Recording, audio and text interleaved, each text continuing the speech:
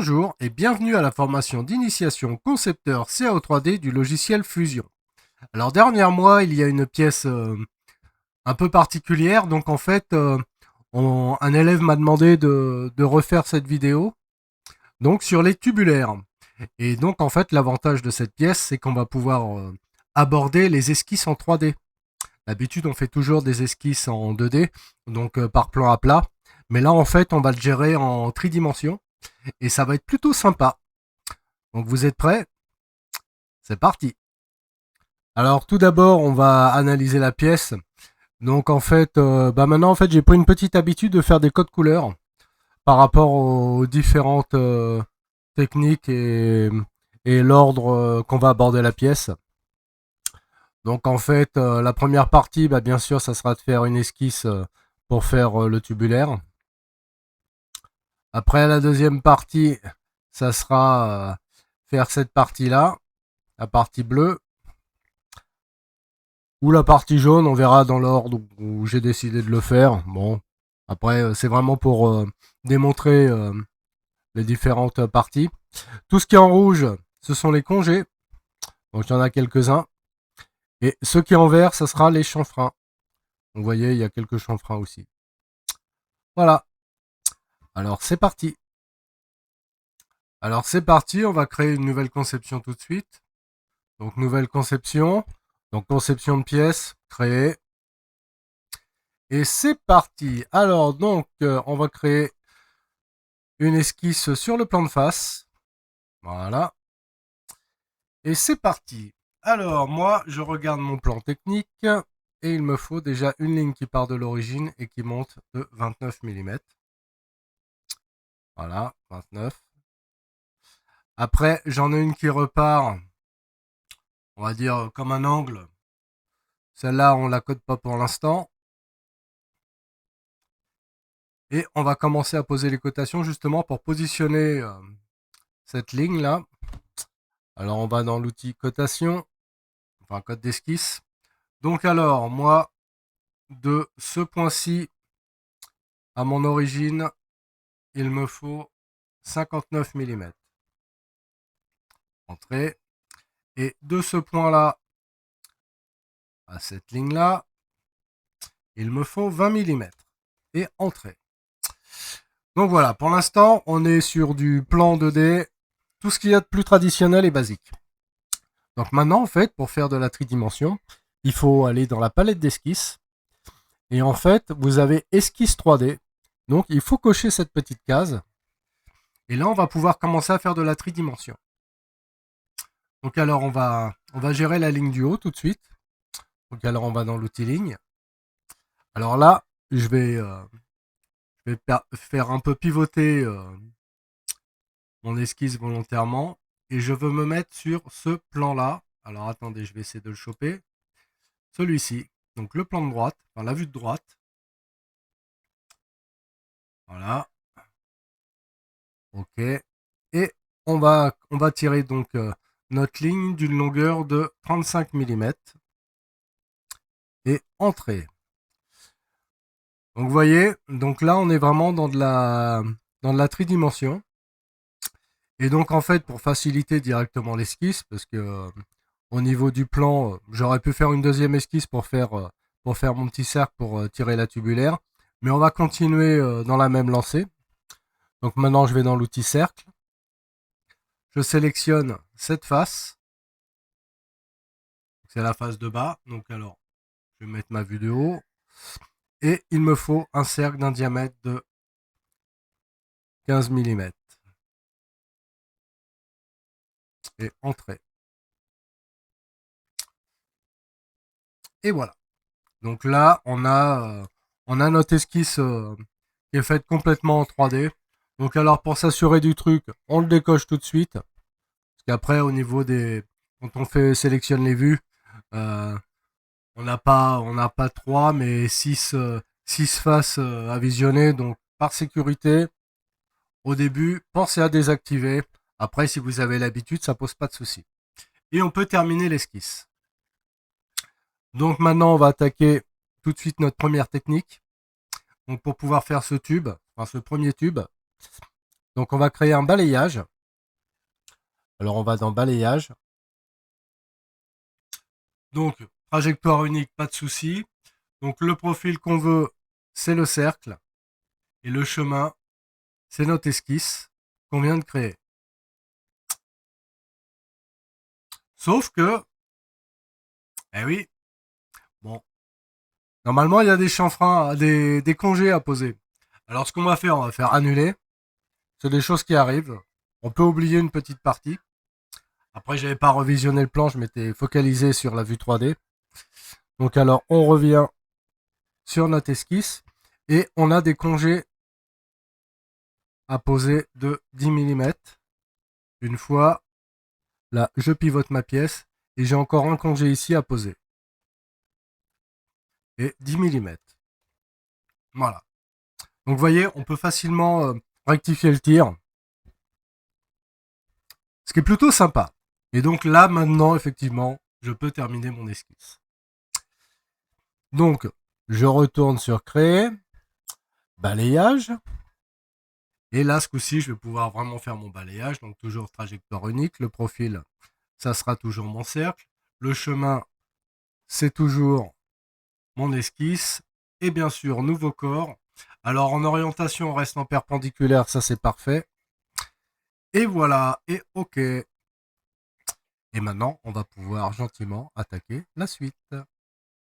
Alors, pour la suite, bah, on va créer une symétrie miroir justement du premier tube qu'on a fait pour pouvoir doubler cette partie. Alors c'est parti.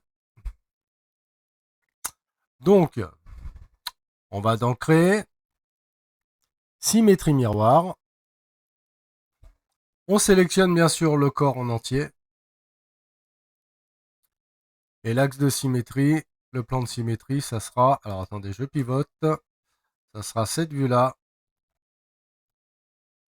Et OK. Donc voilà, on a déjà bien avancé notre tubulaire. Donc on a les parties de base. On va pouvoir attaquer la suite. Alors pour la suite, rien de compliqué. Donc là, moi, je m'aperçois sur la pièce que j'ai un congé. Donc alors, on va faire ce congé. Cependant, quand on a fait le balayage, la pièce était pleine. Donc il va falloir la creuser. Vous voyez, parce que bah, forcément, hein, c'est un tubulaire. Donc c'est creux à l'intérieur. Donc c'est parti. Alors, on va déjà aller dans l'outil congé. On sélectionne bien sûr notre trait qui fait la jonction des deux tubes. Voilà, et donc là, il me faut un congé de 5 mm. Et entrée. Bon, jusque-là, on est bon. Et donc, vous pouvez constater que bah, ma pièce, elle est pleine. Donc alors, bah, pour ce faire, on va aller dans l'outil coque et on va sélectionner donc cette face-là et celle d'en dessous. Voilà. Alors, dans type de coque, là, il faut aller dans arrondi parce que si on reste sur arrêt de vive, ça va bugger, ça va pas marcher. Au niveau calcul, ça ne fonctionne pas. Donc alors on va bien dans coque arrondi. Et moi je veux 2 mm. Voilà. Et entrée. Et notre tube est percé. Donc alors, je me remets sur cette vue-là. Voilà, on va prendre cette vue-là. Voilà. Et on va pouvoir attaquer la suite. Alors pour la suite, on va s'attaquer à la prochaine étape. Donc en fait, c'est la bague de jonction du tubulaire. Donc c'est la partie qui est en jaune. Alors c'est parti.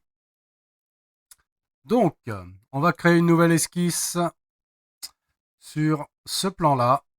Donc sur la face. Et on est parti. Alors au niveau cotation, donc alors on va dans l'outil ligne. On part de l'origine. Ce sera beaucoup plus simple. Hein. Donc là, moi je veux 10 mm. Après, je remonte de 4 mm. Je repars de 2,5. 2,5. Je remonte de 5 mm. Je repars de 5 mm.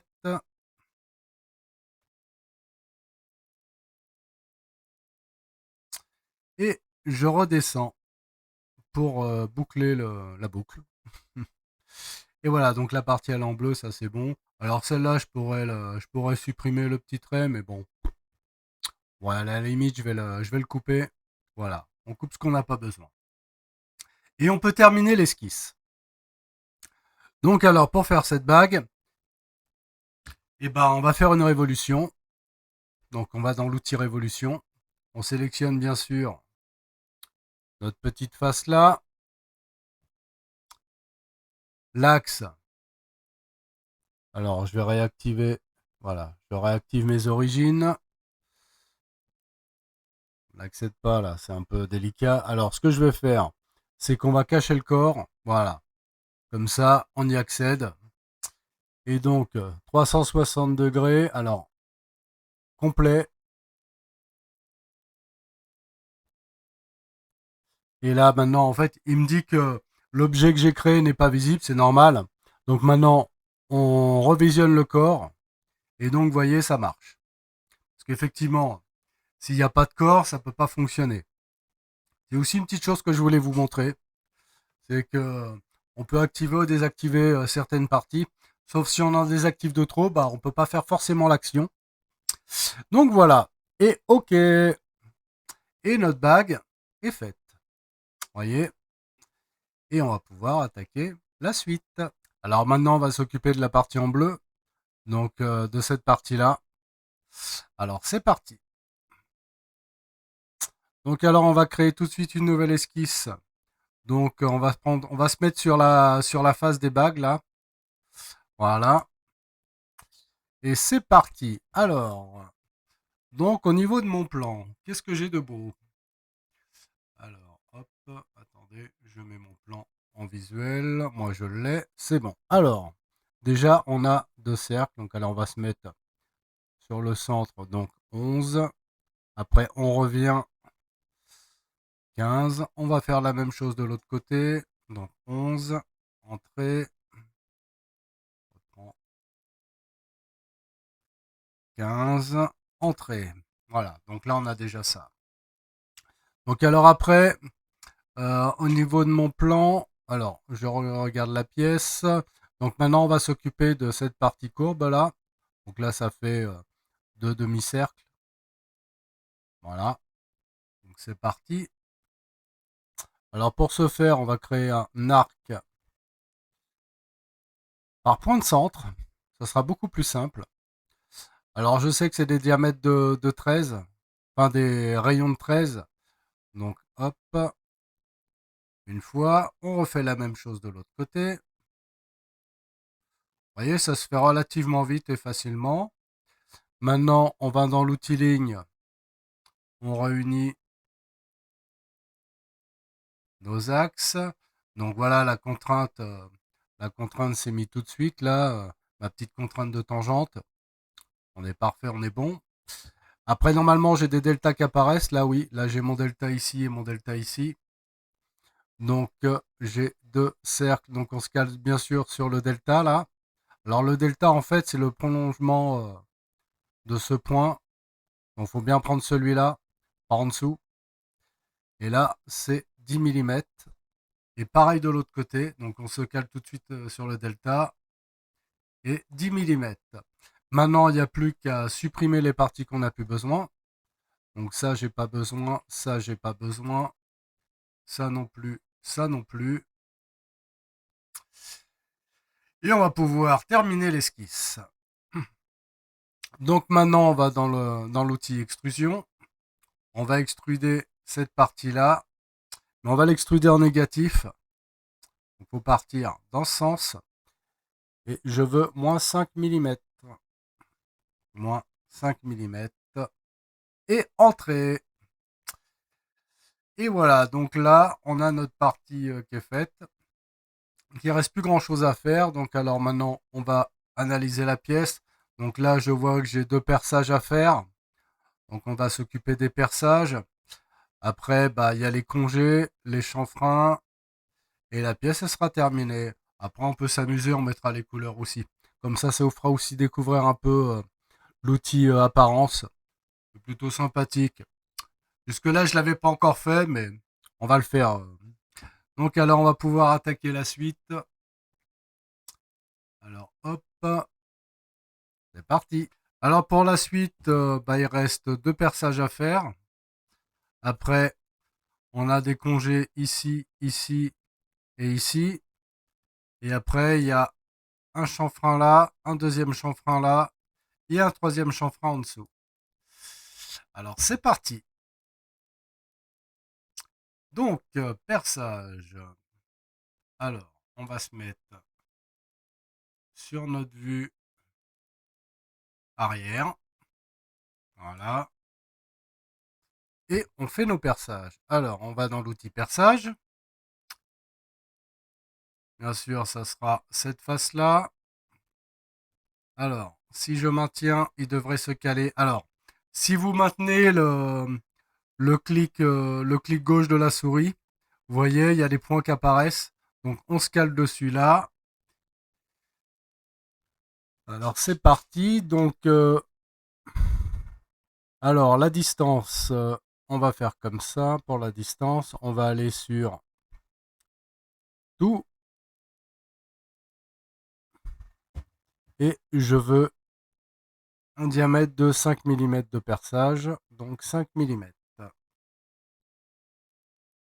Et entrée.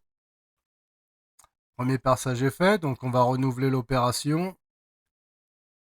Aussi, ça sera de ce côté-ci. Voilà, on vient se caler. Hein. Alors, je vais le zoomer un peu, comme ça on verra mieux. Regardez, hop.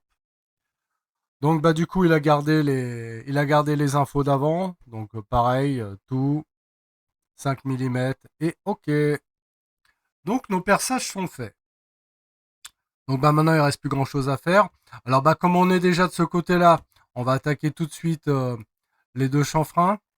Donc, alors, modifier, outil chanfrein. Donc, on sélectionne là et là. Alors, en chanfrein, moi, j'ai 1,5 mm. 1,5 mm. Et entrée. Voilà. Donc, pareil en bas.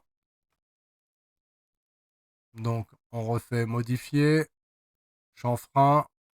Donc, on sélectionne ce cercle-là, enfin cet axe-là. Et pareil, 1,5 mm, entrée. Voilà, ça c'est fait. Et maintenant, il reste les congés à faire. Donc, alors, on va dans l'outil congé. Donc, j'ai un congé ici et un congé, oui, ici. Et là, c'est 2 mm. Et entrée. Voilà, donc là, notre pièce, elle est faite.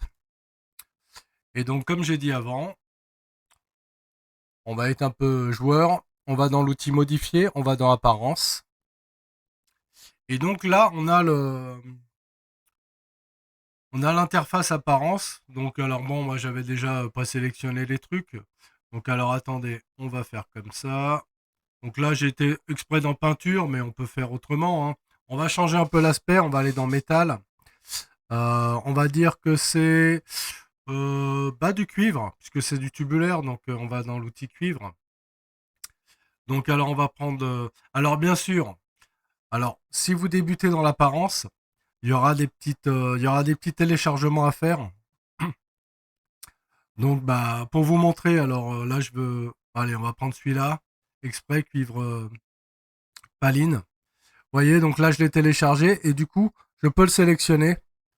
Alors là on est dans corps composant, mais comme c'est tout en un bloc, alors on va aller dans l'onglet face. Alors moi je veux du cuivre poli. Alors voilà, on va mettre le tubulaire en cuivre. Alors bien sûr là je sélectionne les congés que j'ai fait. Bon normalement ça sera c'est de la soudure, mais bon, on va le mettre autrement alors la soudure. Et donc on va sélectionner ça, ça, donc toutes les parties cuivre. Voilà. Alors je pivote un peu ma pièce. Qu'est-ce qu'il y a encore en cuivre? Il y a cette partie-là. Voilà. L'intérieur, bien sûr, c'est aussi du cuivre. Donc alors, on sélectionne l'intérieur. Là, j'ai encore ces parties-là. Voilà. Donc l'intérieur, voilà, ça c'est fait. Alors ça, donc ça c'était en cuivre. Donc maintenant, on va aller dans l'outil inoxydable. On va prendre celui-là, il est bien en brossé. Alors hop, ça c'est une partie inoxydable.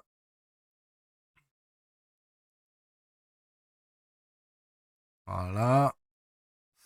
Donc, je sélectionne aussi bien l'intérieur de mes perçages, faut pas les oublier.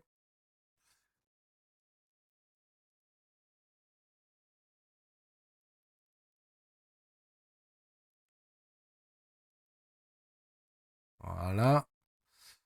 Face arrière maintenant. Voilà, on est bon. Ouais, on va aussi sélectionner les chanfreins avec. C'est important. Voilà. Et la bague, on va faire pareil. Allez hop. On va la mettre aussi en inoxydable. Et la partie du dessus. Et alors, par contre, les soudures, on va les mettre autrement. Alors, les soudures, qu'est-ce qu'on va utiliser pour faire nos soudures? Eh ben, tiens, ouais, allez, du plomb, allez. On va partir sur du plomb. Ah, tiens, un plomb satiné, c'est sympa, ça. Allez, hop. Voilà. Donc, cette partie-là.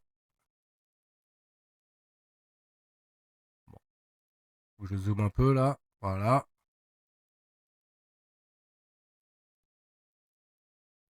Il va de ça. Et voilà. Et là, notre pièce, elle est vraiment bouclée. Voilà. Après, pour l'effet, j'aurais pu mettre aussi du cuivre ici, hein, pour qu'on voie bien. Mais là, en fait, c'est pour qu'on voie bien les étapes qu'on a fait. Et voilà, donc j'espère que cette vidéo vous a plu. Donc, n'hésitez pas, pensez à mettre des commentaires. Tout ce qui vous passe par la tête, positif, négatif, tout, les techniques, n'hésitez pas.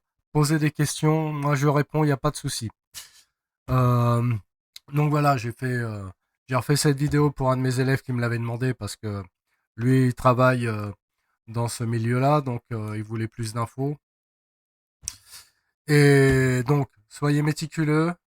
Donc, s'il y a cotation, bien sûr, respectez les cotations.